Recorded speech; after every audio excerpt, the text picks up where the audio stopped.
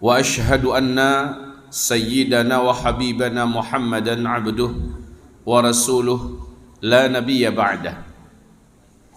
قال الله سبحانه وتعالى: يا أيها الذين آمنوا اتقوا الله حق تقاته ولا تموتن إلا وأنتم مسلمون. وقال: يا أيها الناس اتقوا ربكم الذي خلقكم من نفس واحدة وخلق منها زوجها وبث منهما رجالا كثيرا ونساء واتقوا الله الذي تساءلون به والأرحام إن الله كان عليكم رقيبا. وقال: يا أيها الذين آمنوا اتقوا الله وقولوا قولا سديدا يصلح لكم أعمالكم ويغفر لكم ذنوبكم ومن يطع الله ورسوله فقد فاز فوزا عظيما. اللهم ارحمنا بالقرآن وصدق الله العظيم. وقال النبي صلى الله عليه وسلم: ألا إني قد بعثت هاديا مرشدا نذيرا ومبشرا ألا إني قد جئتكم بها بيضاء نقية ليلها كنهارها لا يزيغ عنها بعد ذلك إلى هالك. أما بعد. Apa perlunya kita bicara Nabi Isa saat ini? Ekonomi sedang hancur, politik, dunia dah mau perang ketiga dah. Sudah mau perang dunia ketiga, lalu kita bicara Nabi Isa. Hubungannya di mana?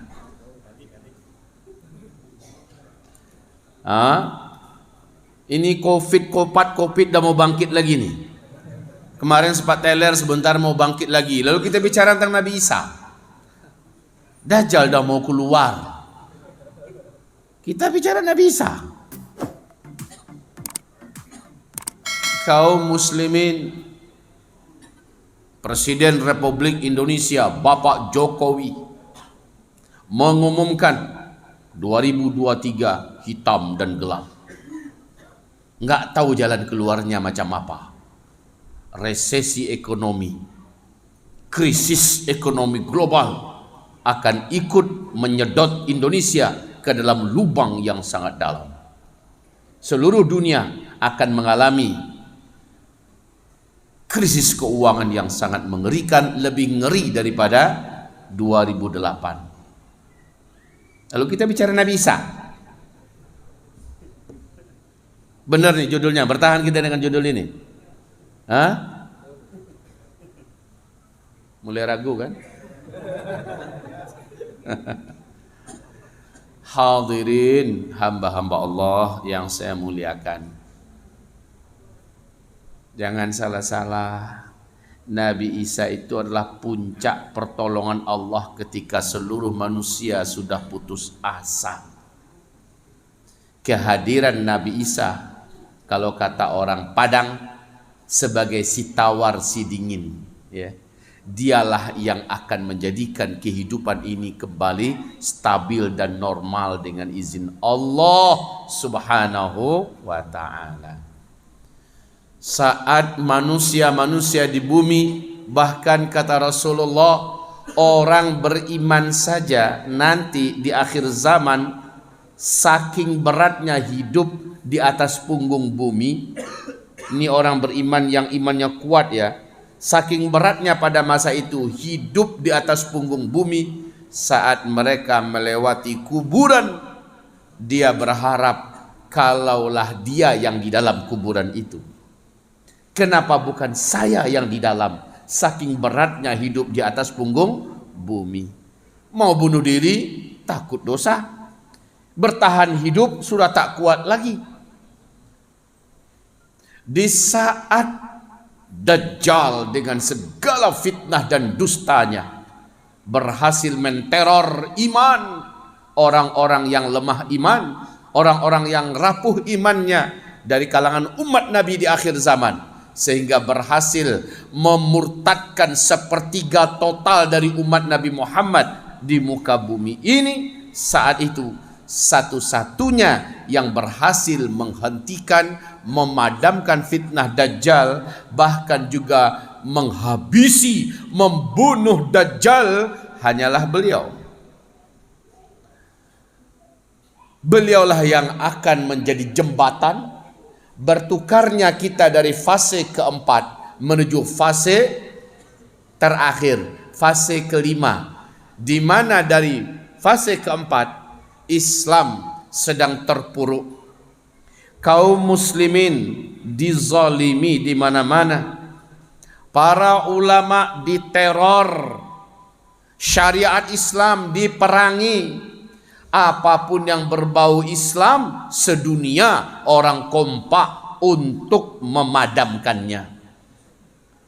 Tapi ternyata puncak dari itu semua, ketika semua orang beriman sudah tidak berdaya, sudah tidak lagi berkutik, tak tahu mau kemana, tak tahu mau buat apa, bahkan sosok sebagai pemimpin terakhir umat Islam di muka bumi yang paling diharapkan, Imam Al-Mahdi pun tak tahu lagi akan bagaimana. Saat itulah Allah turunkan Nabiullah Isa alaihi salam menguatkan Imam Mahdi. Ini untuk judul yang sehebat ini, kalau masjid kita punya cadangan atau persiapan whiteboard, papan tulis, kalau ada, datangkan ke sini untuk kita tulis-tulis. Spidolnya juga bawa, ya, penghapusnya juga bawa. Karena masalah ini nggak akan bisa lepas dari orat-oret kaum muslimin. Ibu-ibu yang di belakang masih sempat mau ngambil teropong ke rumah boleh. Karena ibu-ibu jauh itu dari belakang melihat nanti ke depan. Ada kan papan tulis? Nah, tapi kalau tak ada di rumah, teropong nggak punya, kacamata juga nggak ada, sudahlah. Andalkan saja pendengaran, insya Allah suara saya lumayan lantang insya Allah. Oke ya, sambil nunggu papan tulis datang, saya hanya umumkan, insya Allah tanggal 2 Desember, hari Jumat besok di Jakarta, semoga ada yang mewakafkan waktunya bersaksi di hadapan Allah, bergabung dengan para habaib, para ulama, para ustaz-ustaz, da'i-da'i nasional kita untuk reuni akbar 212. Bermunajat, beristighatsah, berdoa kepada Allah sambil mendengarkan arahan-arahan, langkah-langkah zikir dan fikir tentang keumatan di akhir zaman. Insyaallah ya, niat. Mulai dari tahajud di sana. Mulai dari tahajud sampai kepada duha. Ya, sampai kepada duha. Orasi bergantian dari para tokoh dan ulama. Insya Allah kita semua jangan pernah kendor semangatnya, ya. Sambil nunggu papan tulis datang. Ini datang nggak? Papan tulisnya datang? Walah, baru dicari. Berarti 50% ada, 50% tak ada. Saya pikir tadi ada, soalnya mantep banget. Ada papan tulis? Ada. Di sekolah. Baiklah kaum muslimin, kalau memang tak ada tak apa. Kalau memang tak ada, pengajian lanjut. Jangan sampai tak ada di pending pula, besok ngajinya, siapkan papan tulis. Wahai hadirin, benar yang dikatakan oleh ustadz kita tadi. Saya dari sejak kemarin sudah meluncur dari kota Payakumbuh ke kota Pekanbaru untuk naik pesawat menuju ke Jogja. Seharusnya turunnya di Semarang atau di Solo, itu lebih ideal, tapi tak tahulah apa yang ada dalam pikiran panitia dan tim, dibuatnya tiket ke Jogja. Lah jauh kita jalan kemari. Jam 3:30 kami sudah bangun, kemudian bergegas menuju ke airport. Jam 7 kami pun terbang, jam 7.30. Mendarat hampir jam setengah 11. Jam 11 dengan kereta kami ke Tugu. Dari Tugu kami naik mobil, naik darat ya, jalur mobil. Alhamdulillah sampai pas maghrib tadi. Pas baru maghrib langsung datang Ustadz Abu Fatihah Al-Adnani hafizahullah wa akramahullah. Diajaknya langsung ngobrol. Lalu saya katakan, Ustadz, saya harus ganti baju, harus mandi, sebentar lagi habis maghrib dijemput. Masya Allah, ini baru papan tulis. Kasih jalan ya, kasih jalan. Awas, awas di atas, awas di atas, lihat ke atas. Semangat betul nih, ini jadi paskibraka bisa nih. Masya Allah. Terbalik.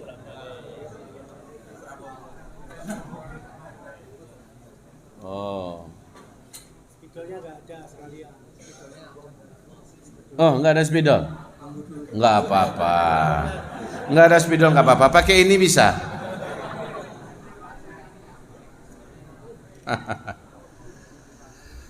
Bapak-bapak, ibu-ibu, hamba-hamba Allah yang kami muliakan, kita lanjut ya.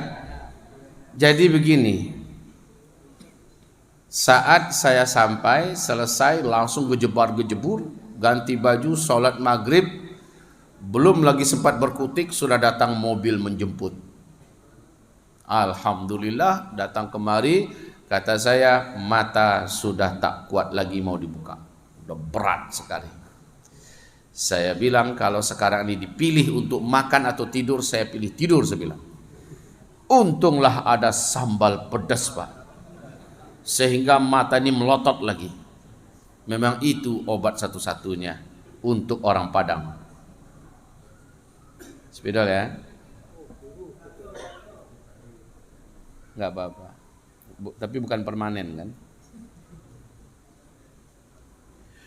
Hadirin, Nabi Isa alaihi salam, dianya adalah tanda besar kiamat yang ketiga. Ya. Alhamdulillah, semoga bukan permanen. Waduh, oh ya, alhamdulillah. Gimana kalau saya berdiri kemudian saya bawa ini ya? Atau ada mic?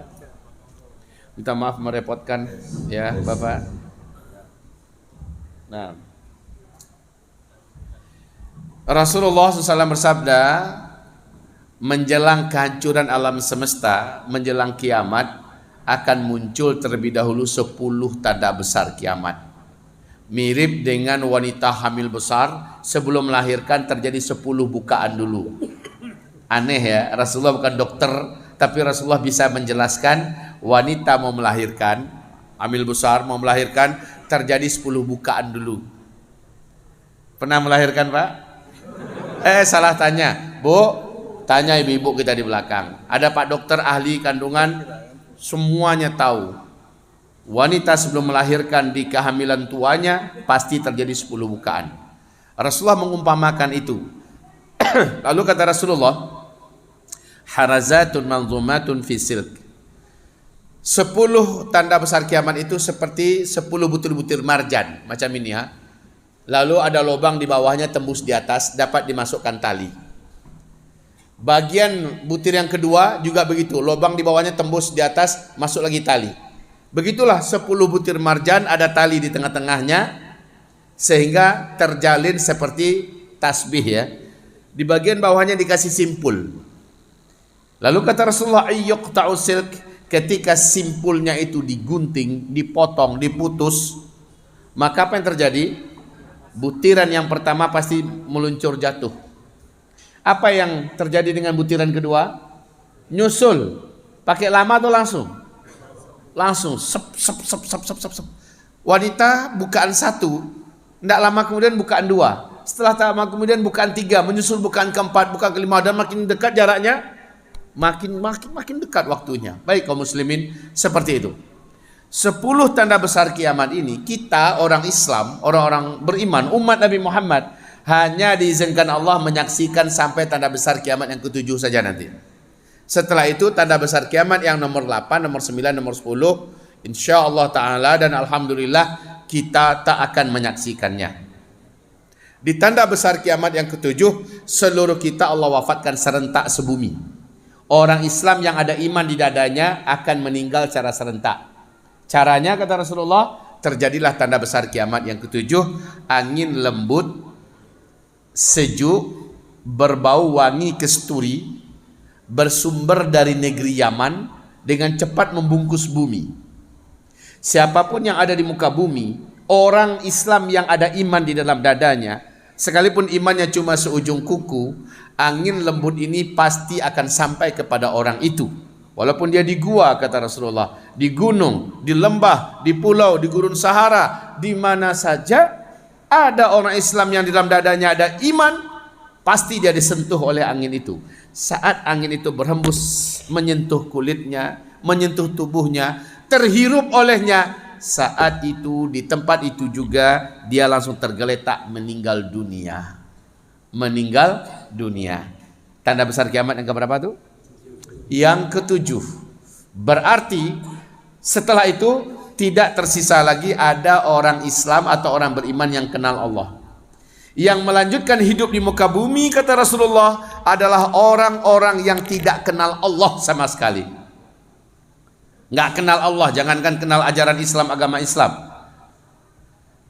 Setelah terjadinya tanda besar kiamat yang ketujuh, manusia yang hidup hanya 1 atau 2 generasi. Di hadis yang lain Nabi berkata, 40 tahun setelah wafatnya serentak seluruh orang beriman sedunia, 40 tahun setelah itu barulah Allah kiamatkan dunia, hancurlah alam semesta.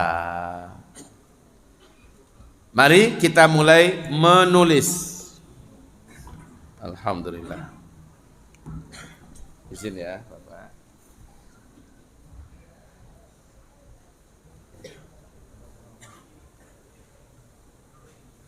Ada berapa tadi tanda besar kiamat? Yang pertama, tanda besar kiamat yang pertama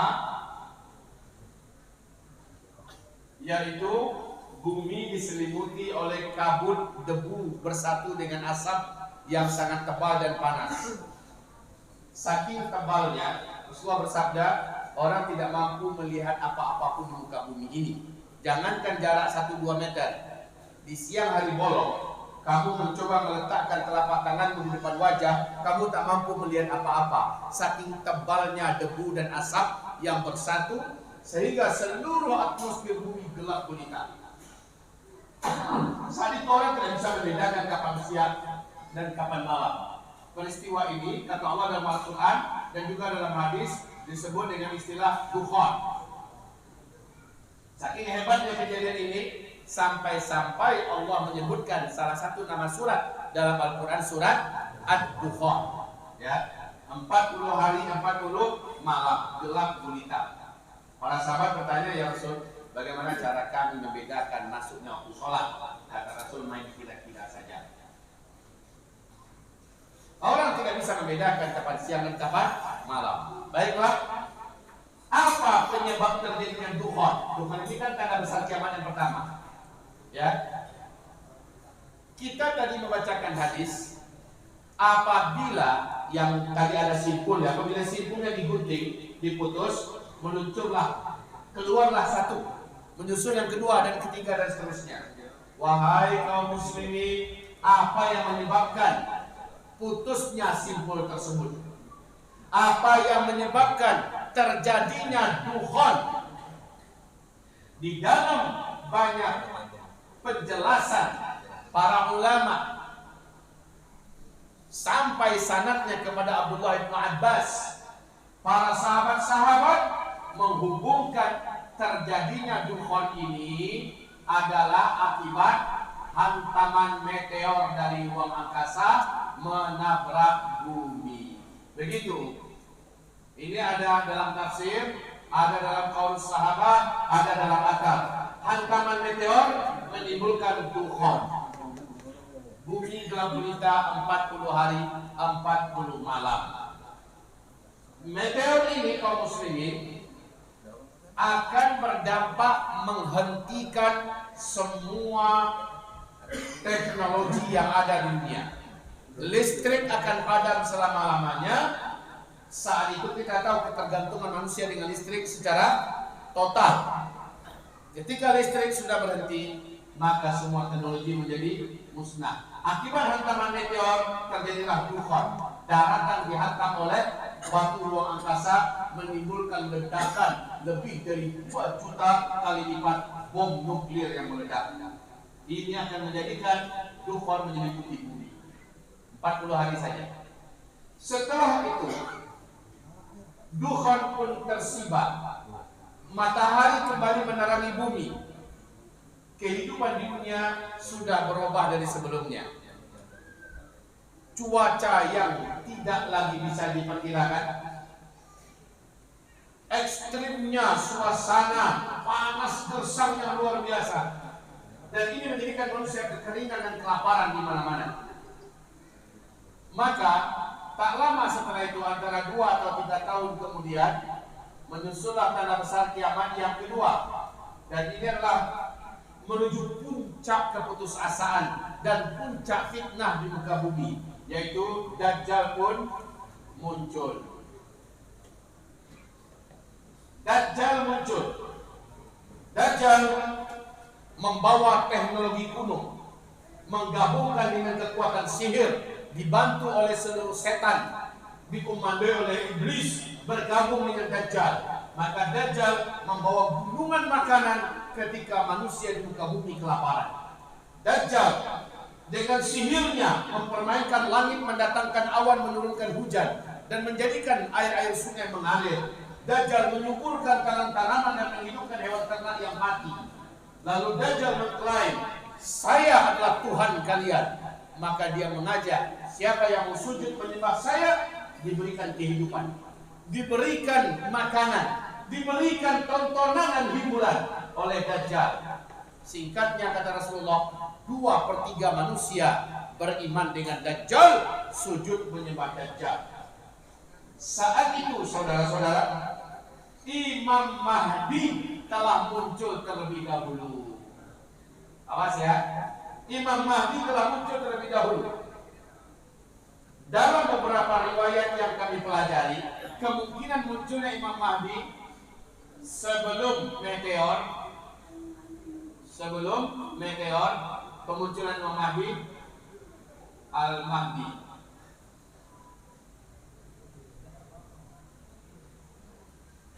Al-Mahdi ini dahsyatnya, dia mampu mempersatukan umat Islam seluruh dunia.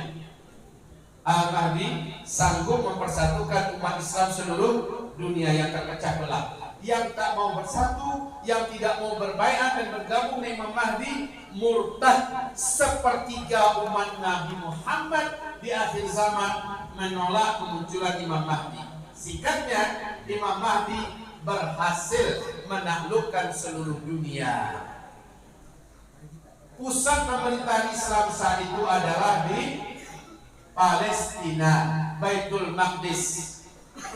Imam Mahdi alhamdulillah telah berhasil mengantarkan umat Islam kembali kepada wibawanya, kembali kepada keagungannya. Sangat disayangkan Imam Mahdi kalau menghadapi manusia dia bisa, tapi ketika Dajjal muncul, Imam Mahdi bukan levelnya Dajjal. Negara mana saja dihadapi Imam Mahdi, Allah taklukkan negara itu. Tidak ada negeri apapun yang dimasuki oleh Imam Mahdi dan orang beriman di belakangnya, melainkan negeri itu pasti Allah tundukkan, Allah taklukkan. Namun sayang, saat Dajjal muncul, Imam Mahdi pun hampir dibunuh. Dajjal telah mengepungnya. Orang-orang beriman yang bersama Imam Mahdi hampir dibantai oleh Dajjal. Saat itu, di waktu subuh, dari langit Allah turunkan Nabi Isa alaihi salam. Nah, ini dia tema kita sekarang tentang Nabi Isa alaihi salam. Berapa lama jarak antara Dajjal muncul dengan Allah turunkan Nabi Isa. Di dalam beberapa riwayat dan hadis hanya 1 tahun 2 bulan 2 minggu. Ya. Setelah Dajjal muncul 1 tahun 2 bulan 2 minggu, Allah pun menurunkan Nabi Isa alaihissalam. Ingat, Dajjal tidak bisa diatasi oleh siapapun, tidak bisa dilawan oleh siapapun. Kekuatan umat Islam yang begitu dikjaya dipimpin Imam Mahdi tak kuasa menghadapi Dajjal. Dajjal di belakangnya bergabung kekuatan jin, kekuatan setan. Seluruh Yahudi sedunia menjadi bala tentaranya. Orang-orang murtad sedunia menjadi bala tentaranya.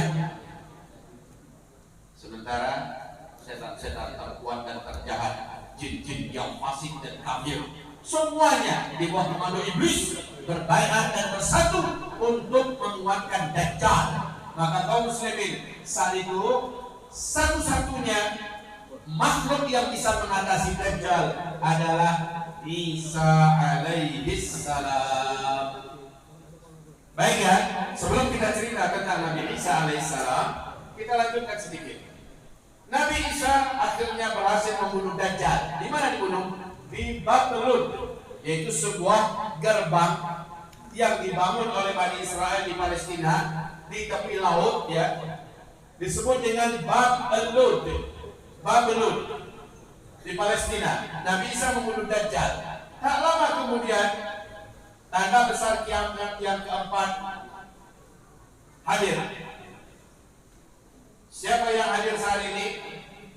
Anak keturunan Nabi Adam juga, tetapi mereka adalah sebuah ras yang sangat brutal, ras yang sangat kejam dan biadab, tak ada hati, tak ada perasaan. Mereka dinamakan dengan sebutan Ya'juj dan Ma'juj. Mereka ini tidak punya perasaan, tak punya hati, tak punya rasa kasih sayang. Mereka hanya membunuh, membantai siapapun manusia yang mereka jumpai selain daripada ras mereka. Hidung mereka pesek-pesek, tubuh mereka agak sedikit pendek-pendek, warna kulit mereka kuning kepucat-pucatan. Dan mereka ini kaum muslimin yang kami muliakan, dalam setiap 1000 orang manusia, satu ya cuma kalian, 999-nya mereka. Tidak ada yang sanggup mengatasi dan melawan Ya'juj dan Ma'juj, termasuk Nabi Isa. Bahkan Allah perintahkan, hai Isa, larilah kau, bawa orang-orang beriman bersamamu. Hari ini Ya'juj telah lepas, tidak ada yang sanggup melawan mereka, kata Allah. Tapi wahai kaum muslimin, ternyata hanya doa Nabi Isa lah yang dipanjatkan kepada Allah di atas gunung Tursina. Doa Nabi Isa ini dikabulkan oleh Allah sehingga Ya'juj dan Ma'juj dibinasakan oleh Allah seperti Allah membinasakan pasukan Abraha. Ya, mereka dikerubungi oleh ulat, kuman, bakteri yang langsung membuat mereka mati satu malam. Jumlah mereka yang membungkusi dunia mati langsung dalam keadaan membusuk dan berulat tubuh mereka. Besok pagi permukaan bumi dipenuhi oleh bangkai-bangkai Ya'juj dan Ma'juj.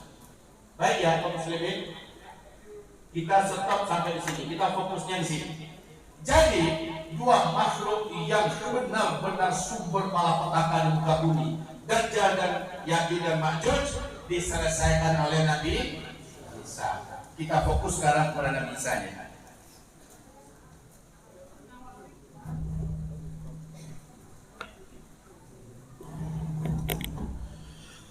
Allahu Akbar.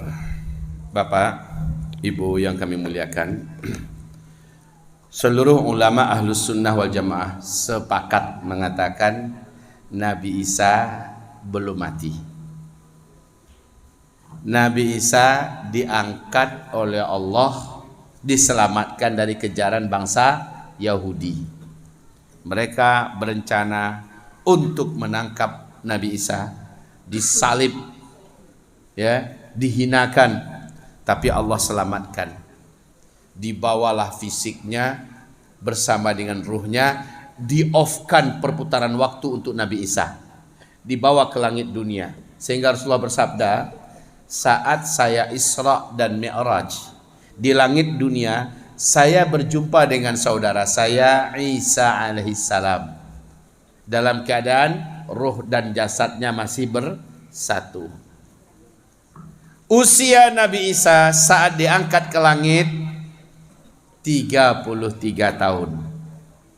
Ketika Nabi Isa di langit, perputaran dan peredaran zaman Allah off-kan untuk Nabi Isa, sehingga Isa tetap semuda itu sampai hari ini. Nanti ketika Nabi Isa turun, Nabi Isa masih berusia 33 tahun. Begitu?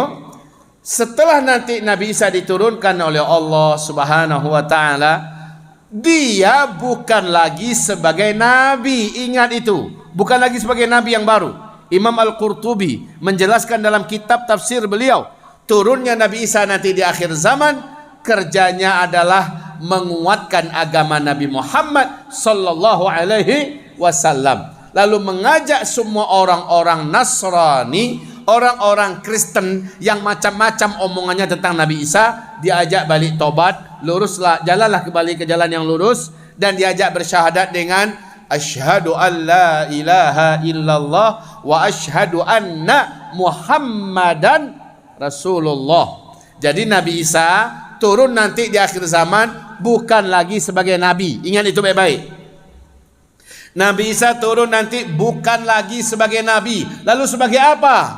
Beliau mengatakan, unziltu ana waziran. Aku nanti diutus, diturunkan lagi ke dunia di akhir zaman, waziran, sebagai pendamping. Pendamping siapa? Pendamping Imam Al-Mahdi. Kapan Nabi Isa turunnya? Ya di akhir zaman. Jawabannya sangat lugu. Di akhir zaman, benar di akhir zaman. Nabi Isa nanti turunnya saat Imam Mahdi sudah terkepung di masjid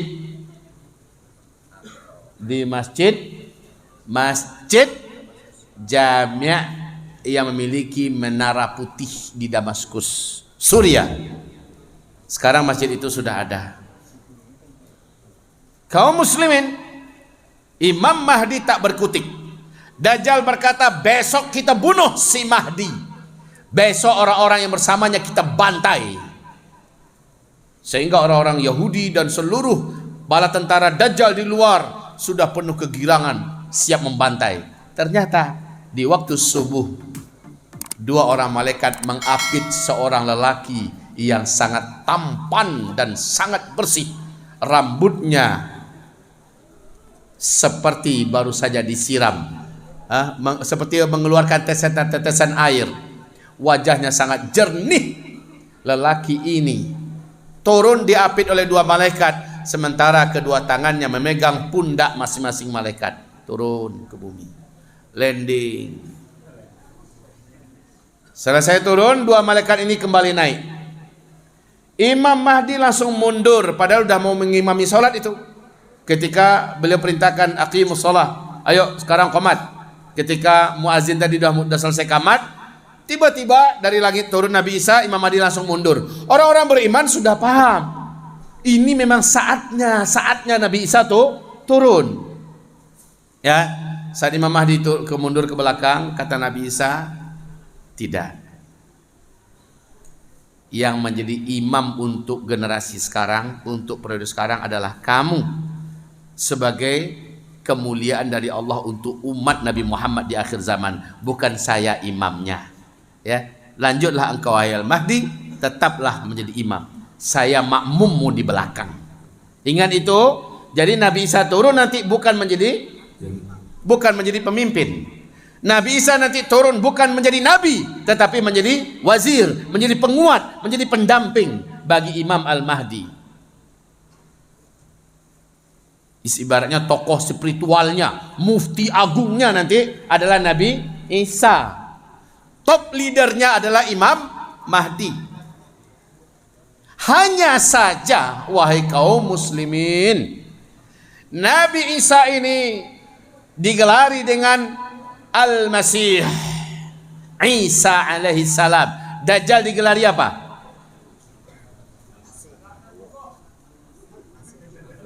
Sama-sama Al-Masih. Benar, laknatullah, benar sekali. Tapi gelarnya juga Al-Masih.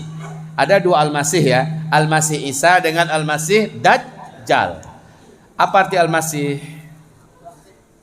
Al-Masih itu artinya adalah orang yang mampu menghapus. Kalau Dajjal, dia mampu menghapus keimanan di dalam dada orang. Dia mampu menghapus kebenaran dari pandangan orang. Dia mampu menghapus keadilan di muka bumi. Tapi Nabi Isa nanti menghapus keberadaan kekufuran, menghapus kesyirikan, menghapus seluruh kezaliman, menghapus eksistensi Dajjal. Isa Al-Masih, Dajjal Al-Masih. Yang satu menghapus kebenaran, yang kedua menghapus kebatilan, kezaliman, termasuk Dajjal dihapusnya. Jadi sekarang ada dua kekuatan spiritual. Yang satu ditopang oleh setan dan iblis, yaitu Dajjal. Yang satu didukung oleh Allah Rabbul Alamin, Nabi Isa alaihissalam. Ini mirip kayak film Lord of the Ring ya. Mirip dengan film-film yang kalau penjahatnya datang, Mummy Return gitu contohnya. Penjahatnya datang, lakonnya pun datang. Dajjal muncul, Allah turunkan pula Nabi. Sebab Dajjal ini bukan makanannya Imam Mahdi. Dajjal ini garapannya Nabi Isa. Sengaja Allah tahan ke langit Nabi Isa. Pertama, untuk memuliakan Nabi Isa. Yang kedua, di dalam kitab-kitab tafsir kita baca, ternyata Nabi Isa ini berdoa kepada Allah. Setelah Nabi Isa mengumumkan, setelah aku nanti akan datang seorang Nabi yang membawa ajaran, membenarkan apa yang ada padaku, namanya Ahmad. Lalu Nabi Isa berdoa, ya Allah, jadikanlah aku di antara umatnya Nabi Muhammad. Macam mana itu? Dia diutus sebelum Nabi Muhammad ada. Ternyata dia berdoa, ya Allah, jadikanlah aku di antara umatnya Nabi Muhammad. Allah kabulkan. Allah simpan dia ke langit. Nanti Allah munculkan di akhir zaman dan dia mengatakan, saya membenarkan agama Nabi Muhammad dan saya mengajak kalian bersaksi wa asyhadu anna Muhammadan Rasulullah. Maka jadilah Nabi Isa umatnya Nabi Muhammad, terkabullah doanya Nabi Isa alaihi salam. Sampai di sini paham? Nabi Isa memang diberi oleh Allah mukjizat yang luar biasa. Dajjal bisa menghidupkan yang mati, tapi itu dalam sihir dan kebohongan. Nabi Isa benar-benar diizinkan Allah dengan mukjizatnya menghidupkan orang yang benar-benar mati. Dajjal bisa menghidupkan yang mati ya. Tapi kata Rasulullah, ketika Dajjal berkata, kalian yang belum beriman pada saya, apa masalah kalian? Apa kata mereka? Kami baru beriman bahwa engkau adalah Rabbul Alamin bila engkau bisa menurunkan air dari langit. Karena sudah lama air hujan tak turun. Sudah lama hewan ternak mati, tanam-tanaman juga mati. Kata Dajjal, kalau saya turunkan kalian beriman tidak? Iya, kata mereka. Baik, saksikan ke langit. Maka Dajjal berkomat kamit membaca tertentu, maka bergumpal-gumpallah awan datang. Lalu diturunkanlah hujan sihir. Lalu tempat yang diturunin hujan sihir ini juga tumbuh kembanglah rumput-rumput dengan cepat. Hewan ternak yang tersirami oleh hujan palsu itu juga bangkit kembali dalam keadaan berdaging. Setelah itu Dajjal berkata, sekarang sujud kepada saya. Orang-orang yang tadi mensyaratkan kau adalah Tuhan yang kami sembah dengan syarat kau bisa turunkan hujan, sujud kepada Allah. Masih ada beberapa lagi yang bertahan. Lalu Dajjal berkata, kalian kenapa tak mau sujud? Apa kata mereka? Kami takkan sujud kepada engkau sampai engkau bisa menghidupkan yang sudah mati. Baik, kata Dajjal. Kalau saya hidupkan semua yang sudah mati, kamu beriman dengan saya? Saya adalah Rabbul Alamin. Iya, kata orang-orang ini. Maka Dajjal pun memperlihatkan, tuh kuburan. Perhatikan baik-baik oleh kalian semua dan siap-siap sujud pada saya. Dajjal pun menunjuk kepada semua kuburan yang ada. Bangkit kalian. Maka kata Rasulullah, keluarlah dari seluruh kuburan tadi orang-orang yang mati dan pernah dikuburkan di sana. Keluar dalam keadaan utuh. Badannya, wajahnya, semuanya sehat walafiat. Bangkit langsung menemui keluarganya masing-masing. Apa katanya? Nih, saya sudah dihidupkan kembali oleh Tuhan kita. Inilah dia Tuhan kita yang maha suci, maha agung. Sujudlah bang, sujudlah mas, sujudlah dek, sujudlah mak, sujudlah nak. Ngajak sujud keluarganya yang belum sujud. Apa kata Rasulullah? Kalian jangan percaya semua yang bangkit dari kuburan itu bukanlah manusia yang dulu pernah mati. Karena yang sudah mati ya sudah mati. Tapi yang bangkit itu adalah setan-setan yang menjelma dalam wujud manusia yang dulu pernah hidup dan dikuburkan di sana. Jadi itu bukan sebenarnya manusia, tapi setan yang menjelma kembali dalam bentuk. Kalau Nabi Isa dalam Al-Quran benar-benar orang mati betul yang dihidupkannya dengan izin Allah. Itu perbedaannya. Jadi kekuatan Nabi Isa asli, kekuatan Dajjal ditopang oleh sihir, setan dan iblis palsu dan lemah. Berhadapan dua tokoh ini. Antum kalau dengar, ya Allah, ini mirip banget dengan film-film Hollywood. Mirip banget. Kalau ada tokoh-tokoh Hollywood yang ahli buat film itu yang masuk Islam, dia bacalah kisah ini, pasti dia bisa buat film itu. Kaum muslimin, Nabi Isa alaihi salam, saat dia baru saja turun menjadi makmum, selesai sholat, assalamualaikum, assalamualaikum, semuanya berzikir sambil menunggu matahari terbit. Sementara Dajjal di luar sudah bersiap-siap untuk memberangus, untuk mendobrak gerbang masjid Manaratul Bayadha, Masjid Jami', ya, siap untuk didobrak. Ketika Dajjal mendekati gerbang dengan penuh kesombongan, Nabi Isa juga dari dalam sudah mendekati gerbang, ya, saling mendekat. Dengan singkatnya pintu gerbang masjid pun dibuka. Dajjal terperanjat. Kenapa? Di depannya sudah ada yang paling ditakutinya, Isa alaihi salam. Rasulullah bersabda, demi Allah, kata Rasul. Coba baca dalam buku ensiklopedia akhir zaman, ya. Demi Allah, kata Rasulullah, nafas Nabi Isa dapat terhirup dari jarak 500 km. Siapapun orang-orang kafir yang bisa menghirup nafas Nabi Isa, mereka akan mati di tempat. Coba kita bayangkan kekuatan apa yang Allah berikan kepada Nabi Isa. Yang macam ini yang dihadapi oleh Dajjal. Langsung Dajjal menjerit dengan melihat Nabi Isa jaraknya dekat sekali dengannya. Menjerit. Kenapa? Rasulullah bersabda, tubuh Dajjal meleleh bagaikan lilin kena api, Pak. Bagaikan garam kena siram air. Meleleh tubuh Dajjal, menjerit.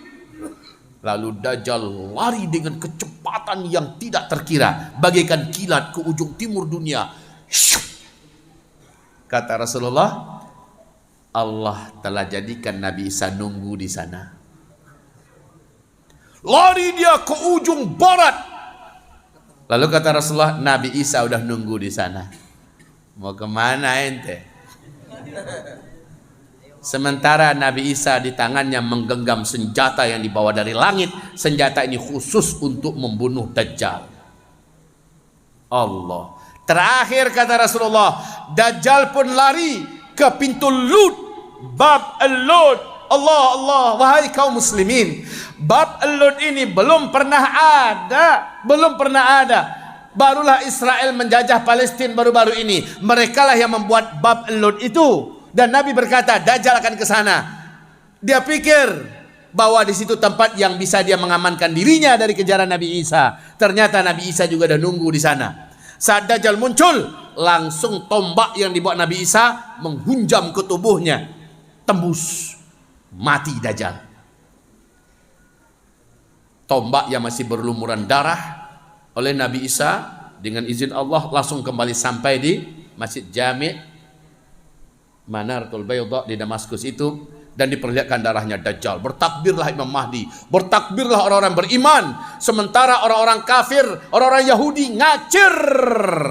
Mereka lari dalam keadaan ketakutan, sembunyi kemana-mana. Saat itulah nanti kita dengar hadis, setiap orang Yahudi dimanapun bersembunyi, alam berbicara, Muslim, sini ada Yahudi sembunyi di belakang saya, tangkap, bunuhlah dia. Ya, saat itu habisnya orang Yahudi, habisnya.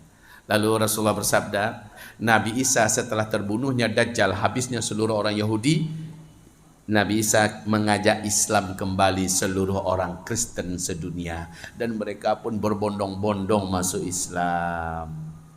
Maka inilah ayat Allah dalam Al-Quran, wa in min ahlil kitab illa la yu'minanna bihi qabla mautih. Tidak seorang pun ahlul kitab dari kalangan Nasrani, melainkan di akhir zaman seluruh mereka pasti akan beriman dengan apa yang disampaikan oleh Nabi Isa. Lalu mereka percaya Nabi Isa adalah seorang manusia biasa, dia adalah Nabi yang diutuskan sebelum Nabi Muhammad. Lalu mereka semuanya percaya Nabi Muhammad Nabi penutup, dan mereka akhirnya bersyahadat, asyhadu an la ilaha illallah wa asyhadu anna Muhammadar Rasulullah. Mereka semuanya beriman kembali. Lalu Rasulullah melanjutkan ceritanya, Nabi Isa setelah itu menghapus semua perpajakan di muka bumi. Bumi dipenuhi dengan jizyah oleh Nabi Isa, itu dihapus. Lihat Arab Saudi sekarang, Pak, gila-gilaan malai rakyatnya dan orang yang kerja di sana itu dengan pajak. Negara-negara di muka bumi sikit-sikit pajak. Kita di Indonesia kena pajak enggak? Kena pajak. Ini nanti akan diselesaikan oleh Nabi Isa. Jangan berharap rezim yang ada sanggup menghilangkan pajak. Bahkan makin lama makin berat kita nih dibebani dengan pajak. Lalu kata Nabi Muhammad SAW, semua babi di muka bumi dihabisi oleh Nabi Isa AS. Diperintahkan babi dimanapun ketemu, bunuh, tanamkan ke dalam perut bumi. Ya, tidak ada lagi babi. Khamar-khamar dihilangkan semuanya oleh Nabi Isa alaihissalam. Diajak seluruh manusia untuk membagi-bagikan harta, karena kata Rasulullah, Nabi Isa akan menyebabkan harta di muka bumi keluar, muncul semuanya. Simpanan-simpanan bumi, Pak, emas dimanapun berada, ya, perak bermunculan, sehingga kata Rasulullah tidak ada satupun orang setelah itu yang miskin. Tak ketemu lagi orang yang mau menerima zakat, tak ketemu lagi orang yang mohon sedekah, tak ada lagi orang-orang yang hidup di bawah kolong jembatan. Hidup benar-benar merata kekayaan, sampai-sampai kata Rasulullah, ada orang yang saking pengennya bersedekah. Dulu hobi bersedekah, Bapak dulu hobi sedekah, Pak, sebentar sedekah di mana-mana. Karena Nabi Isa sudah muncul, kekayaan sudah merata di muka bumi, hobi Bapak itu tak tersalurkan. Lalu akhirnya kata Rasulullah, ada orang yang beriman membawa emas 2 genggam tangan di tangannya, emas murni, diantarkan ke tetangga-tetangganya, ini hadiah saya, ini sedekah saya, terimalah. Setiap tetangga berkata, kamu adalah orang soleh, kamu adalah orang baik, terima kasih dengan niat baikmu, tapi minta maaf, di dapur saya ada 5 karung, saya bingung mau diapain. Saking kayanya setiap manusia. Saat Nabi Isa diturunkan, kaum muslimin, ini bukan dongeng ya Pak ya, ini bukan dongeng, tetapi Allah yang menjelaskan di dalam Al-Quran, Rasulullah menjelaskan di dalam hadis. Maka turunnya Nabi Isa benar ya, sebagai si tawar si dingin ya, penyejuk bumi, menjadikan dunia ini penuh barokah. Lalu Imam Mahdi dinobatkan resmi sebagai khalifah kaum muslimin, Nabi Isa sebagai mufti agungnya, Nabi Isa sebagai tokoh spiritualnya, syekh akbarnya Nabi Isa alaihissalam. Namun saat itu beliau tidak lagi dipanggil dengan Nabi, karena tak ada lagi Nabi setelah aku, kata Nabi Muhammad sallallahu alaihi wasallam. Begitu kaum muslimin. Dah, Dajjal dah selesai. Kezaliman di muka bumi sudah tidak ada. Keadilan merata di mana-mana. Semua perang berhenti. Bencana demi bencana padam. Kita tak terbayangkan oleh kita ya, saktinya Nabi Isa ini lagi. Bumi yang penuh dengan bencana di mana-mana, gunung-gunung meletus, tsunami di mana-mana, gempa di mana-mana, penyakit di mana-mana, perang di mana-mana. Turunnya Nabi Isa, semuanya padam dan berhenti. Berganti dengan semua dalam perut bumi dari kemewahan muncul ke permukaan. Semua orang menikmati. Keamanan merata, tidak ada, jangankan dua negara, dua manusia pun tidak ditemukan ada yang kelahi saat itu. Bahkan hewan-hewan buas akan menjadi jinak di masa itu. Allah. Sampai kapan? Sampai orang beriman seluruhnya mati serentak sedunia. Ini dalilnya ada tidak? Ada dalam Al-Quran. Surat apa? Surat An-Nur ayat 55. Jangan dikatakan ini khayalan ya. Buka Al-Quran surat An-Nur ayat 55. Allah janji pemerintahan Islam di akhir zaman akan kembali memimpin seluruh dunia. Semua rasa takut akan berganti dengan rasa aman. Semua orang dengan leluasa dan penuh dengan percaya diri dan tenang menyembah Allah Subhanahu wa taala. Tapi masih ada satu lagi tantangan terberat, munculnya Ya'juj dan Ma'juj. Ini tantangan, Pak. Siapa tadi Ya'juj dan Ma'juj? Siapa tadi Ya'juj dan Ma'juj? Keturunan Nabi Adam. Jangan dianggap dia makhluk dibawa oleh UFO turun ke bumi, makhluk dari ruang angkasa yang lain.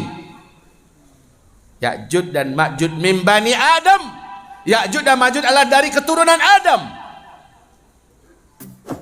Kalau dibahas oleh para ulama-ulama khalaf kita, sebenarnya Amerika Serikat, Eropa, Cina, suku Barbar, Mongolia, bahkan Turkiya dan negara Asia Tengah itu sebenarnya masih agak satu, ibarat kita masih Asia Tenggaranya gitu ya. Tetapi yang paling brutal dan paling jahat, paling hobi perang, paling hobi membunuh di muka bumi saat itu adalah Ya'juj dan Ma'juj. Ada 5 makhluk yang Allah panjangkan umurnya sampai hari kiamat. 1 seluruh malaikat, 2 iblis, 3 Dajjal, 4 Ya'juj dan Ma'juj, 5 Nabi Isa. Nah, untuk Ya'juj Ma'juj ini dipanjangkan umurnya setelah dia ditembok, dibatasi dan digaibkan dari pandangan dan jangkauan manusia. Sampai-sampai ada satelit. Hari ini satelit ada, tak mampu mendapatkan di mana posisi mereka. Walaupun lokasinya ada ketemu. Antara Azerbaijan dengan Armenia ada 2 gunung, dan gunung itu dari puncak ke puncaknya sudah ada coran besi, Pak. Dan itu dibungkus oleh salju sekarang ini. Ini wahai kaum muslimin, oleh Ibnu Battutah, warga dan masyarakat sekitar bersaksi, kami sering mendengar hiruk pikuk dari balik sana. Hiruk pikuk. Kayak orang sibuk lagi kerja keras. Tapi ketika dipakai Perancis, Inggris, Belanda, Mesir dan beberapa negara lainnya menggunakan drone, pakai helikopter, mereka coba melihat dan melihat, enggak ketemu apa-apa. Tapi dari balik sini kedengaran suara ribut di sebelah sini. Suara ribut itu ngapain? Orang lagi kerja keras untuk membolongi dinding yang dicor oleh Zulkarnain yang agung. Di surah Al-Kahfi itu, ayat 94 sampai ayat 100. Di akhir zaman Allah jadikan tembok itu menjadi hancur, lalu mereka keluar bagaikan semut dari gunungan sarangnya. Memenuhi bumi dan mereka dalam keadaan lapar dan haus. Sehingga ketika mereka sampai di Danau Tiberias, Palestina, yang paling depan dari mereka mendapatkan sisa air sedikit lagi, mereka minum. Saking banyaknya jumlah mereka bergantian minum, lalu masih kelompok yang di depan dah habis dah. Yang bagian belakang nyampe di situ, loh kok habis kata mereka. Padahal dihabisi oleh teman-teman yang di depan. Wahai kaum muslimin, seluruh manusia yang ada di negeri Arab dibantai oleh Ya'juj dan Ma'juj. Pertanyaan, sampai enggak Ya'juj Ma'juj itu nanti ke Solo? Kalau dalam hadis Nabi, tidak ada satu jengkal bumi pun yang Ya'juj tidak akan menginjaknya. Tidak ada satu jengkal dari bumi ini kecuali Ya'juj Ma'juj pasti akan menginjaknya. Kalau begitu nyampe enggak sini? Ini masih di bumi ini. Berarti nyampe dia sini. Bagaimana cara selamat? Kalau dari Dajjal masih bisa cara selamatnya, Pak. Masuk ke dalam rumah, bacalah surah Al-Kahfi kata Rasulullah, dan banyak ajaran Nabi ya. Tapi dari Ya'juj Ma'juj bagaimana cara selamatnya? Satu aja. Kata Rasulullah, selamat dari Ya'juj dan Ma'juj adalah sembunyi di tempat yang mereka tidak akan menemukan. Mereka juga nggak mau sibuk, Pak. Mereka nggak mau sibuk. Dilihatnya, oh nggak ada orang, mereka langsung lanjutkan perjalanan. Bisa jadi Bapak sembunyi di atap-atap, di loteng, di gorong-gorong, ya. Bapak sembunyi di gua-gua atau di mana lah pokoknya. Akalin sendirilah. Itu cuma jangan Bapak pikir saya lawan jihad. Jihad lawan Ya'juj Ma'juj. Sementara Allah saja berfirman kepada Nabi Isa, "Hai Isa, lari. Hari ini Ya'juj dan Ma'juj telah aku lepaskan dan tidak ada satupun manusia di muka bumi yang sanggup melawannya." Seandainya Jackie Chan hidup ketika itu, coba melawan, mati jadi sate panggang itu. Tidak ada satupun manusia yang sanggup melawan Ya'juj dan Ma'juj. Cara selamat dari mereka adalah sembunyi saja. Kalau dari Dajjal banyak trik-triknya dari Rasul. Begini supaya selamat dari Dajjal. Yang kedua gini, yang ketiga gini, yang keempat gini dan seterusnya. Tapi Ya'juj Ma'juj nggak ada. Dia ketemu bapak, Pak. Walaupun secantik apapun anak gadis bapak, nggak ngiler dia. Udahlah kamu tak jadi saya bunuh, yang penting anak gadis kamu untuk saya. Itu Datuk Maringgi itu. Nggak akan laku oleh Ya'juj Ma'juj. Pokoknya ketemu bantai. Mau gadis, mau cantik, mau molek, mau segala macamnya, orang kaya berpangkat, nggak peduli, bantai. Karena tidak ada yang boleh hidup di muka bumi selain mereka. Nabi Isa sembunyi di atas gunung Tursina. Saya melihat suasana di Tursina. Alhamdulillah saya sudah datang ke sana, sudah 2 kali ke situ. Ada hawa yang sangat magic. Sehingga Allah menggelari kawasan Tur Watini wa Turisin. Turisin itu Tursina ya. Innaka biwadil muqaddasi tu'. Hai Musa, lepaskan sendalmu. Engkau sekarang berada di kawasan yang sangat disucikan. Kawasan Tursina, kawasan itu. Disitulah Allah menjadikan pohon di sana, mengeluarkan api. Allah jadikan media berbicara dengan Nabi Isa alaihissalam. Dan pohon itu sampai sekarang masih hidup, Pak. Bapak kalau ada rezeki, yuk bareng kita ke Palestina. Insya Allah kalau ada izin Allah, Februari nanti saya akan berangkat lagi, bawa rombongan lagi. Kemarin saya udah berangkat, Pak. 132 orang jemaah. Ya, ada 9 orang yang berhasil masuk. Seluruhnya masuk semua, alhamdulillah. Di Tursina itu, wahai kaum muslimin, pohon itu masih ada. Sumur tempat Nabi Musa menolong kedua anak Nabi Yakub juga masih ada. Di kawasan Tursina itu. Kalau Bapak naik ke atas, di situ kita dapati betapa anggunnya dan angkernya Tursina itu. Angker tapi anggun. Angkernya bukan membuat kita ketakutan ya, tetapi betul-betul sangat luar biasa. Di sini Allah akan halangi Dajjal, tidak akan bisa mendekati Tursina. Ya'juj dan Ma'juj juga tidak akan bisa menembus batasan Tursina. Inilah dia benteng gaib yang Allah tetapkan untuk Tursina. Sementara Ya'juj Ma'juj bisa masuk Mekah, Pak. Bisa mengobrak-abrik Ka'bah, masuk Masjid Nabawi. Ya'juj Ma'juj. Kalau Dajjal nggak bisa masuk Mekah Madinah. Tapi Dajjal dan Ya'juj Ma'juj tidak bisa mendekati kawasan Tur. Makanya Allah perintahkan Isa, larilah engkau, bawa orang yang beriman bersamamu, lari, naik ke atas gunung Tursina. Itu perintah Allah. Kalau kita saat itu ada di sana, cepat larinya ke Tursina, Pak. Saat Ya'juj Ma'juj muncul. Jadi kalau Pak tanya ke saya, di mana saya sembunyi Buya Uzma? Di mana saya sembunyi Ustaz? Jawaban saya, Bukit Tursina. Atau cari lubang sendiri. Dah ya. Di situ Nabi Isa dan orang-orang beriman kelaparan. Kenapa kelaparan? Nggak ada stok makanan. Bumi sudah dikepung oleh Ya'juj dan sejauh mata memandang, kata Rasulullah, Ya'juj Ma'juj semua yang nampak. Kemana saja kita menatap dari muka bumi, dari atas gunung Tursina itu, Ya'juj Ma'juj semua, seolah-olah seluruh daratan bumi ini dipenuhi oleh mereka. Itu saking banyaknya mereka. Pertanyaan, di mana mereka disembunyikan Allah sekarang? Macam mana mereka beranak pinak? Apa enggak mati-mati mereka? Ya, mau tahu jawabannya? Mau tahu jawabannya? Entahlah. Allahu a'lam.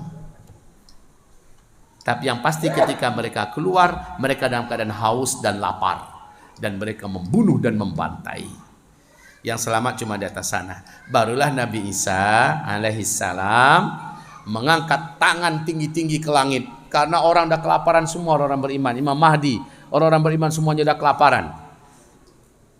Ya Allah, tidak ada yang mampu mengatasi makhluk-makhlukmu ini kecuali Engkau ya Allah. Ya Allah, turunkan dan tampakkan kuasamu, musnahkan mereka semua ya Allah.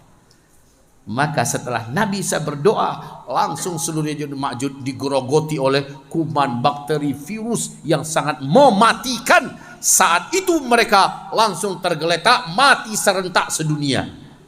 Kemudian bumi yang sebelumnya hiruk pikuk dan ribut, dari atas balik gunung Tursina itu, Nabi Isa mendengarkan kok senyap, kok tidak ada lagi suara. Nabi Isa bertanya kepada orang-orang beriman, siapa di antara kalian yang inginkan syahid turun cepat ke bumi, turun cepat ke bawah, lihat apa kabar terbaru tentang Ya'juj dan Ma'juj. Satu orang lelaki angkat tangan, saya. Turunlah kasih info kepada kami. Ketika laki-laki ini turun, didapati semua Ya'juj Ma'juj dah mati. Naik dia cepat balik ke atas memberikan laporan kepada Nabi Isa. Ya, lalu Nabi Isa pun mengajak turun orang-orang beriman. Benar, bangkai, bau, sangat bau. Kata Rasulullah, saking banyaknya Ya'juj dan Ma'juj, tidak ditemukan satu pun bumi yang bisa ditapaki oleh kaki Nabi Isa, karena tumpang tindih Ya'juj Ma'juj itu mati, Pak. Saking banyaknya mereka, tak ada tempat Nabi Isa menjejakkan kakinya ke tanah. Saking banyaknya jumlah mereka yang mati. Lalu bagaimana cara membersihkan bumi? Bangkai semua. Orang-orang beriman sudah pada kelelahan, kelaparan, kehausan. Lagi-lagi Nabi Isa di atas gunung Tursina berdoa lagi, ya Allah, ya Allah, Engkaulah yang mampu menyelesaikan ini semua ya Rabb. Dengan caramu bersihkan bumi ini agar kami bisa hidup di atasnya. Kemudian Allah datangkan makhluk bersayap besar dari langit turun ke bumi, sementara leher-leher mereka sebesar dan mirip dengan leher-leher onta, kata Rasulullah. Jumlah burung ini luar biasa banyak. Langit yang terang benderang langsung menjadi gelap gulita seperti malam tak ada bintang. Gelap saking tebalnya, berlapis-lapis burung-burung besar ini turun ke bumi. Ngapain burung itu? Ngapain burung itu? Mengangkat bangkai-bangkai Ya'juj dan Ma'juj. Mana yang turun ngambil bangkai, dibawa pergi. Seluruh burung yang turun mengambil bangkai-bangkai Ya'juj dan Ma'juj dan dibawa pergi. Kata Rasulullah, burung itu lehernya sebesar dan mirip dengan onta. Mirip dengan leher onta, besarnya juga sama dengan sebesar leher onta. Itu lehernya aja. Kepalanya entah bagaimana, Nabi tak ada menyebutkan bentuknya. Badannya entah bagaimana, Nabi juga tidak menyebutkan bentuknya. Yang jelas dia bersayap dan turun dari langit, sangat banyak jumlahnya. Pertanyaan berikutnya, di manakah burung sebanyak itu dan bentuknya begitu saat ini disimpan oleh Allah? Jawabannya Allahu a'lam. Hadisnya ada sahih, tapi jangan ditanya di mana sekarang. Mau apa? Mau foto. Tidak bisa. Ya. Setelah selesai tugas mereka, bumi kembali terang, tetapi sisa-sisa ulat, bangkai, kotoran daripada Ya'juj Ma'juj itu dan darah masih berceceran di muka bumi. Sekali lagi doa ketiga Nabi Isa, lalu Allah turunkan hujan yang lebat. Bumi dibungkus oleh hujan 3 hari berturut-turut, kata Rasulullah. Kemudian bumi ini dibersihkan oleh hujan tadi sebersih-bersihnya. Sejak saat itulah dimulai fase kelima. Khilafah Islamiyah dipimpin langsung oleh Imam Mahdi. Kekayaan di muka bumi dipermunculkan dan semua penderitaan berhenti. Tidak ada lagi perang, bencana, musibah, perkelahian, penyakit dan sebagainya. Tidak ada lagi kopat-kopit. Tidak ada lagi pemilihan pilpres. Semua kehidupan bagaikan di dalam bayangan surga di muka bumi sampai tanda besar kiamat yang ketujuh terjadi. Sampai di sini paham? Sampai sini paham? Sudah lewat 5 menit. Tinggal 10 menit buat diskusi dan tanya jawab. Kalau ada, kalau tidak ada berarti cukup. Ada bertanya, ibu-ibu sudah dipersilakan, ada mic di belakang. Monggo satu kali tuh bisa langsung Pak ini ditanyakan.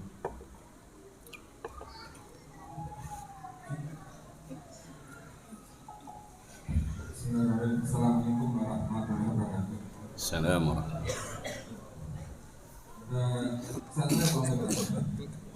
Kita bicara tentang Imam Mahdi, kita bicara dengan kehadiran Nabi Isa. Insya Allah kita semua mungkin tidak akan memenuhi. Pertanyaan untuk hari ini, Mungkin tidak akan menemui. Ya. Pertanyaan hari ini, di mana secara orang Islam yang tidak meyakini kehadiran Imam Mahdi dan mungkin Nabi Isa. Pertanyaan pertama. Pertanyaan kedua saat ini yang lebih penting lagi.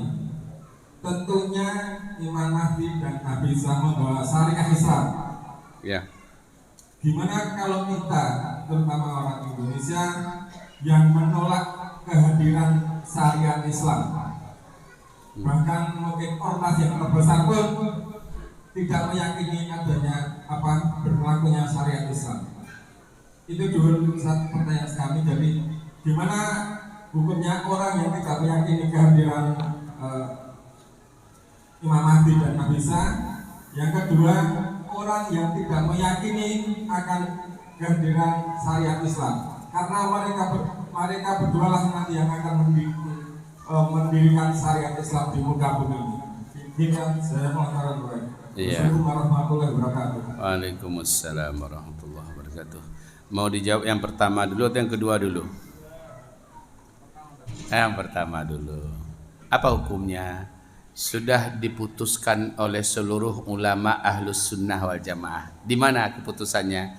Di kitab Mausu'atul Ijma' oleh Sa'id Khalid Abu Jaib, ya. Artinya ensiklopedia ijma' dulu sampai hari ini. Sepakat seluruh ulama ahlus sunnah wal jamaah mengatakan siapa saja yang menolak kehadiran Imam Mahdi nanti di akhir zaman dan turunnya Nabi Isa, kemunculan Nabi Isa, murtad, batal syahadatnya. Ini ijma', konsensus. Tidak ada sahabat, tidak ada tabi'in, tabi'in, tidak ada ulama mazhab manapun, tidak ada ahli ilmu yang manapun yang tidak sepakat dengan ijma' ini, ya. Orang yang tidak mengimani turunnya Nabi Isa, kemunculan Imam Mahdi, orang ini batulat syahadatuhu, batallah syahadatnya, ya, murtad dia. Itu jawaban pertama. Jawaban yang kedua, apa hukumnya orang yang menolak syariat Allah? Gampang itu. Saya mau bertanya kepada kita semua, siapakah lelaki yang disuruh sujud kepada Adam ketika seluruh malaikat mau sujud tapi dia nggak mau? Siapa namanya? Sebelum dinobatkan nama baru untuknya yaitu iblis, dalam kitab tafsir Al-Quranul Azim oleh Al-Hafiz Ibnu Katsir dan ulama-ulama ahli tafsir juga meriwayatkan riwayat yang sama, bahwa ternyata iblis ini sebelum dia menolak, nama aslinya adalah Azazil, dan dia adalah dari bangsa jin seperti yang Allah umumkan dalam surat Al-Kahfi, wa kana minal jin. Dia adalah dari bangsa jin. Jin-jin yang ada di muka bumi hobi perang, hobi menumpahkan darah, membuat kerusakan, menentang Allah Subhanahu wa taala, membunuh dan membantai para nabi-nabi dan rasul dari bangsa jin. Ini sebelum Adam diciptakan, ya.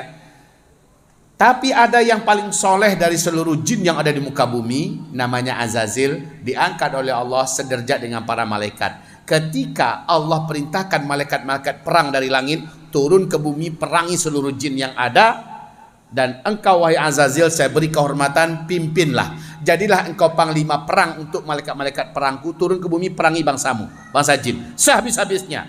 Tapi ingat, kalau ada jin-jin sipil yang lari ke gunung-gunung, ke gua-gua, ke lembah-lembah, ke pulau-pulau, atau kemana saja mereka sembunyi, jangan diburu, jangan dikejar, biarkan mereka hidup. Singkatnya, misi selesai. Kemenangan jelas ada di tangan malaikat tempur dari langit yang dipimpin oleh Azazil. Lalu Allah ciptakan Adam. Di situ Azazil menyimpan rasa dengki. Kenapa Adam begitu sempurna bentuknya dan begitu dalam dan luas ilmunya? Singkatnya lagi, Allah perintahkan seluruh malaikat termasuk Azazil, sujudlah kepada Adam. Allah ingin membongkar hakikat yang ada dalam dada si Azazil ini, bahwa dia punya dengki ya, dan dia punya rasa sombong. Lalu fasajadu, seluruh malaikat sujud, illa iblis, kecuali si iblis. Barulah lengket nama baru untuknya, namanya iblis. Ketika Allah tanya dalam surat Al-A'raf, ma mana'aka ala tasjud idh amartuk. Hai iblis, seluruh malaikat aku suruh sujud pada Adam, sujud semuanya, kamu nggak mau. Apa yang menjadikan kamu nggak mau sujud? Dan dia berkata, saya lebih baik daripada Adam.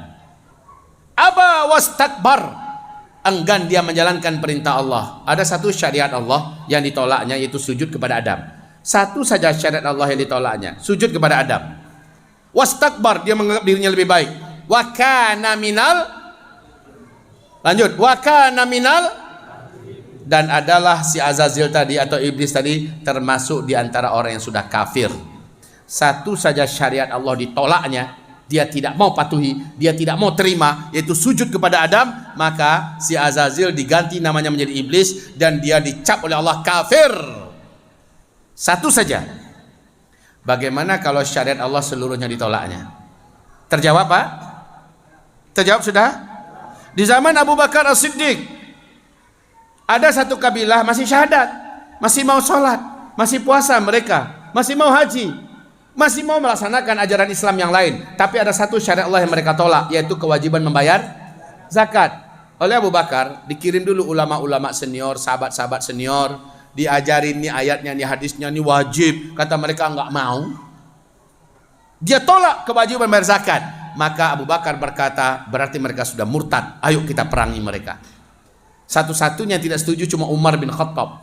Lalu kata Umar, mereka kan masih syahadat, mereka kan masih sholat, mereka kan masih puasa, mereka kan masih mau haji, kan masih mau melaksanakan Islam yang lain. Kenapa hanya menolak kewajiban syariat zakat saja dikatakan murtad? Dibacakan Abu Bakar hadisnya, terkejutlah Umar, seolah dia baru kali itu mendengar, padahal dia pernah dengar dulu. Iya, anda benar, saya bersama anda sekarang, kata Umar bin Khattab. Lalu sebulatlah para sahabat sepakat mengatakan bahwa kabilah itu murtad. Jelas, menolak syariat Allah satu aja cukup menjadikan dia sebagai pewaris iblis. Bagaimana kalau seluruh syariat Allah ditolaknya? Terjawab? Terjawab tidak? Dah, alhamdulillah selesai ya. Nah, jangan tanya lagi yang lebih runcing ya. Oke, selesai. Dah, selesai? Satu lagi. Oke, ibu-ibu nggak dikasih kesempatan. Saya hanya sampai jam 9 kurang seperempat ya. Oke, yang ini terakhir, silakan. Terima kasih. Assalamualaikum warahmatullahi wabarakatuh. Yang pertama mungkin kita sepakat mengamini tadi doa pertanyaan yang pertama. Mudah-mudahan kita tidak mengalami alam yang disampaikan saat ini. Amin. Kemudian yang kedua, doanya Dajjal, kemudian Ya'juj dan Ma'juj ini. Ya. Dajjal jelas akan mencoba mengkafirkan orang-orang yang Islam dengan berbagai caranya. Kemudian Ya'juj dan Ma'juj akan membunuh orang-orang yang hidup di situ. Ya. Statusnya ketika orang-orang itu memang beriman dan yakini Allah yang Maha Adil, dan dia masih juga meyakini Allah, ketika dibunuh oleh Ya'juj dan Ma'juj ini, status kematiannya sebagai mati yang bagaimana? Syahid. Itu aja Pak. Syahid. Selama dia masih beriman pada Allah, pada Rasulullah SAW, maka kematiannya dibunuh oleh Ya'juj Ma'juj, syahid. Syahidnya syahid dunia akhirat, syahid agung itu. Ya. Namun kewajiban kita sembunyi wajib. Oh, jangan sampai Ya'juj Ma'juj datang, syahid. Kita serahkan diri kita, bunuhlah aku, syahid. Wajib. Kalau kita serahkan diri kita, bunuh diri, nggak jadi syahid Pak. Ya. Jadi nggak boleh kita menyerahkan diri kita. Wajib sembunyi. Udah sembunyi ketangkep juga. Baru namanya syahid. Kalau nggak sembunyi matinya bukan syahid tapi sangit. Paham Pak ya? Oke ya. Baik Bapak Ibu, cukup sampai di sini. Saya butuh istirahat. Jadi sampai sini dulu. Insya Allah anak saya ada di KTI. Nanti Bapak Ibu yang kami muliakan. Hah? Oh, alhamdulillah. Baik. Nanti Bapak Ibu, saya mungkin sekali 3 bulan kalau ada izin Allah kemari ngelihat anak. Kalau Bapak Ibu panitia agak cukup jeli mendengar kedatangan saya kemari, silakan suasanakan lagi macam ini. Bisa aja, ya. Tetapi saya nggak jamin juga bahwa apakah saya ada waktu atau tidak. Yang jelas silakan jeli saja menyimak kapan saya ada jadwal kemari. Baik kaum muslimin yang kami muliakan, ini nggak tahu ya, ini kejauhan mungkinnya. Yang jelas di luar ada brosur. Cukup brosur ini satu untuk satu keluarga. Jangan semuanya ngambil. Brosur apa ini? Mengajak untuk mengambil kapling perumahan di tengah-tengah pesantren kami di Sumatera Barat. Kejauhan memang. Kejauhan. Untuk apa? Saat Dajjal nanti keluar, ada perkampungan-perkampungan diisi oleh orang beriman. Perkampungan itu rezekinya terjamin. Airnya melimpah padahal bumi kekeringan ya. Hewan ternaknya hidup, tumbuh-tumbuhannya hidup. Kenapa perkampungan itu diisi oleh orang beriman, diisi oleh amal-amal soleh? Padahal seluruh bumi kekeringan, kelaparan, kehausan. Maka di akhir zaman kita perlu sekali mempersiapkan perkampungan yang pada realitanya terjagalah lingkungan kita, lingkungan anak-anak kita, ibadah kita terjaga, harta kita terjaga, ya, di akhir zaman. Kalau tadi Bapak mengatakan semoga tidak terjadi di masa kita, saya sama-sama mengatakan amin.